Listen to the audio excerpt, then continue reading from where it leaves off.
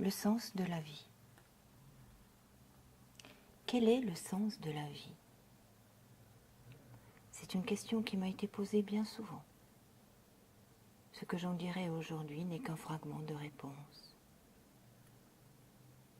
Dieu a dit « J'étais un trésor caché et j'ai tenu à être connu ». Extrait du livre du Dedans, chapitre 17.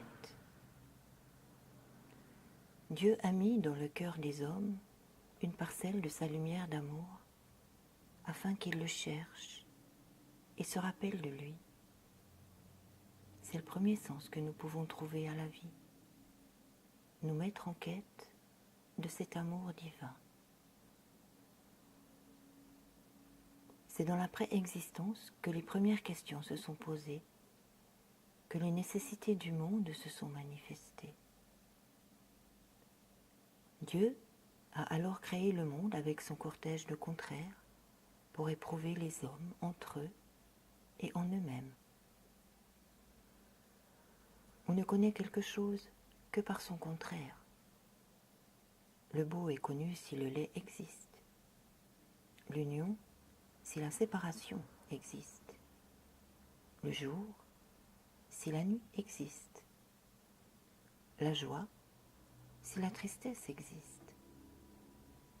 L'amour si la haine existe.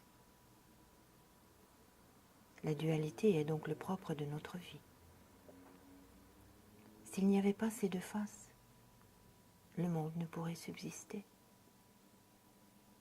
C'est un peu comme si nous étions, tous autant que nous sommes, les cellules d'un organisme dont nous n'avons aucune conscience ni de sa forme ni de sa fonction. Et pourtant, nous participons activement à son fonctionnement, comme dans le corps humain. Il y a des cellules appartenant à différents organes ou systèmes, et chacune a un rôle bien particulier.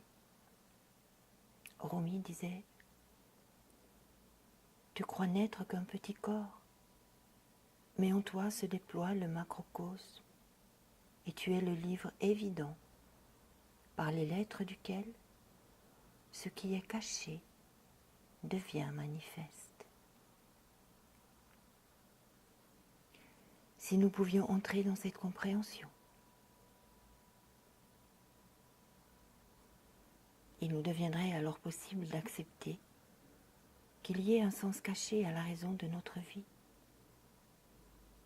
Nous pourrions alors comprendre que ce qui anime l'homme est tout au fond de son cœur l'amour, et que nous tendons tous à cette réunion avec le divin.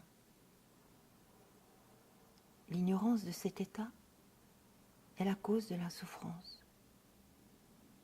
Si la cellule que nous sommes à ce corps divin se soumettait sans résistance à la force d'amour qui la gouverne, alors nous pourrions peu à peu être libérés des voiles de l'ignorance et nous rapprocher de la sagesse. La soumission impliquant naturellement le renoncement à la croyance que la cellule peut fonctionner par elle-même et pour elle-même. Il est dit dans le Coran, chapitre 23, verset 115. Pensiez-vous que nous vous avions créé sans but et que vous ne seriez pas ramenés vers nous?